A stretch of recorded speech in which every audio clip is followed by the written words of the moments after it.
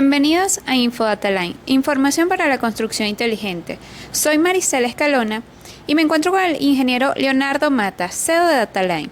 Hoy vamos a hablar sobre un tema crucial que está transformando la industria, la huella de carbono. ¿Sabías que el sector de la construcción es responsable de casi el 40% de las emisiones globales de CO2? Por eso, vamos a desglosar qué es la huella de carbono, por qué es tan importante para el sector construcción, cómo la tecnología está ayudando a reducirla y las herramientas que ofrecerá Dataline para su estimación. Para empezar, ingeniero, ¿qué significa exactamente la huella de carbono? ¿Podría mencionar algunos ejemplos concretos y tangibles? ¿Cómo se ve realmente esa huella de carbono en un proyecto y qué decisiones se deberían tomar para reducirla? Gracias, Maricela, por la pregunta. Fíjate, la huella de carbono tiene muchas connotaciones. En este caso lo voy a referir exclusivamente al sector construcción. ¿Okay? En nuestro caso, el efecto invernadero que provoca las distintas fabricaciones o actividades que se generan en la industria para realizar ciertos productos, evidentemente que su elaboración tiene un trazo, una generación de unos gases que se traducen en efecto invernadero y que se miden a través de la huella de carbono, que es el indicador más común en este caso, ¿no? Entonces esa es la huella de carbono. Vamos a decir, el trazo que genera y el daño ambiental que hace generar un producto y todo ese consumo energético alrededor. En nuestro caso, en el sector construcción, el concreto es uno de los principales productos usados en el mundo, y todos los derivados, albañilería, etcétera, todas estas cosas, y son los que consumen dentro de la construcción o generan más efectos de huella de carbono, ¿no? Que lo estaremos explicando en esta primera parte de este podcast, cómo vamos a, dentro de la construcción, contrarrestar ese efecto, porque no solamente es en la fabricación, sino que eso ocurre a lo largo del ciclo de vida del proceso constructivo, lo cual lo iremos respondiendo paulatinamente. ¿Y por qué debería importar tanto estimar su valor en la construcción? Existen varias razones para estimar esos valores en la construcción. Uno, primero, es este tema de responsabilidad ambiental, es decir, para tratar de hacer menos daño en el ambiente. Por eso es que se hacen unos estudios previos de todo el impacto que implica el sector construcción, que lo vamos a explicar paulatinamente. Ahora hay métodos para hacer esas estimaciones.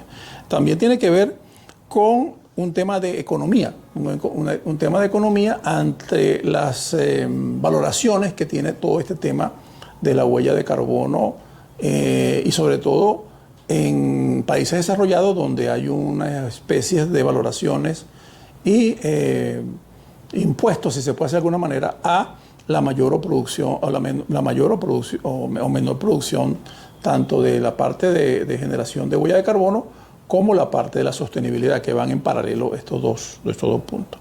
Entonces, este tiene que ver también con el manejo de energía, que es importante para reducir, evidentemente, mientras menos energía se consuma de la parte generada ambientalmente, pues evidentemente es importante.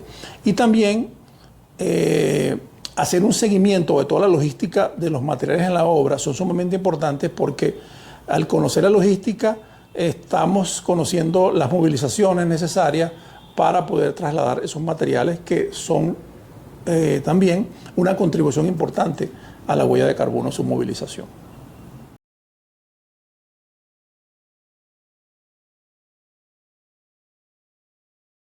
¿Y cómo reducir la huella de carbono? También, ¿qué papel juega la tecnología y el uso de software? Ok, fíjate, una pregunta muy interesante. Primero, la optimización empieza desde el diseño para elegir materiales con las mejores características y la menos huella de carbono posible que genere.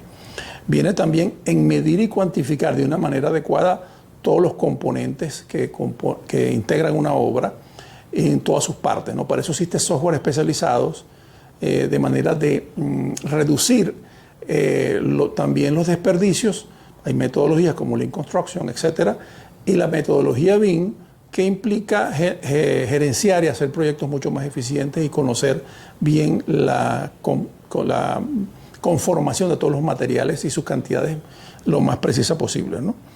Dentro de eso nos permite hacer análisis de materiales y también con BIM se pueden hacer escenarios, muchos escenarios, y analizar el proyecto en todo el ciclo de vida para ver no solamente la generación de la huella de carbono cuando se produce, que es lo desde la fábrica a la puerta de obra, sino lo que va a suceder después que la obra empieza a funcionar.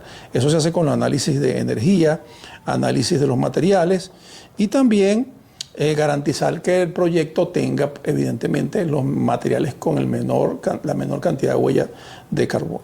Esto es un cambio de mentalidad en los factores de diseño, por ejemplo en los presupuestos, que lo vamos a explicar más adelante en la siguiente parte, cómo evaluar eso en los presupuestos de obras para que sean, para dejar una menor huella de carbono en la construcción. ¿Y en la actualidad existe alguna ley o certificación que respalde esto?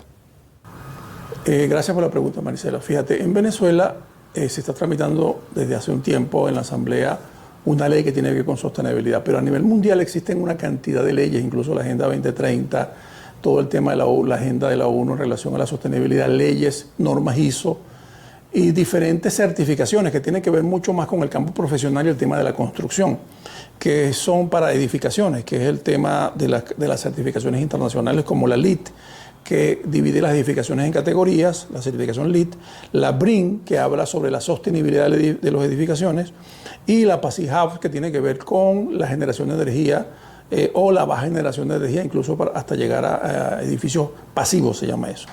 Y finalmente tenemos la Living Building Challenge, que habla sobre los edificios que son autorregenerativos, o sea, que producen más bien energía, ¿no?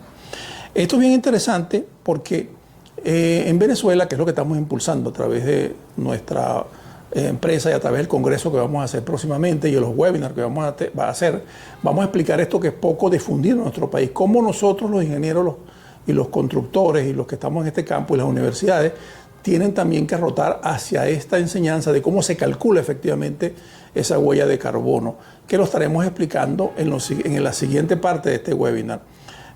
Cómo a través de software como Maprex y los que estamos desarrollando en torno al Maprex Web van a poder traducir presupuestos, que imagínense cómo va a ser esto, traducir un presupuesto, ya un presupuesto pero de huella de carbono, cuántas toneladas de CO2 va a generar eso y cuántas costo va a tener esa generación. Entonces son como una especie de hacer un presupuesto, pero en vez de hacerlo en dólares, desde el punto de vista de lo que cuesta una obra, hay que hacerlo en huella de carbono y su equivalente en costo.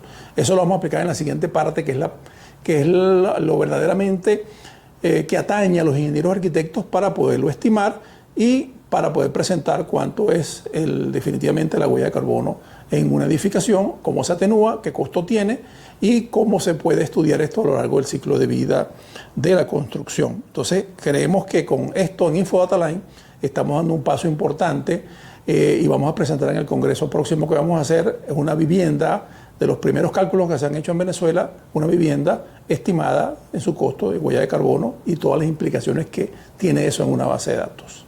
Muchas gracias por su atención y los esperamos en la segunda parte de esta InfoDataLine y los próximos InfoDataLine, información para la construcción inteligente. En el próximo capítulo explicaremos cómo Dataline y Maprex está presentando alternativas para evaluar la huella de carbono en la construcción de obras. Esto fue todo por el día de hoy y recuerden registrarse en el próximo webinar para el 29 de octubre y también el Hablemos BIM, que será el 29 de noviembre.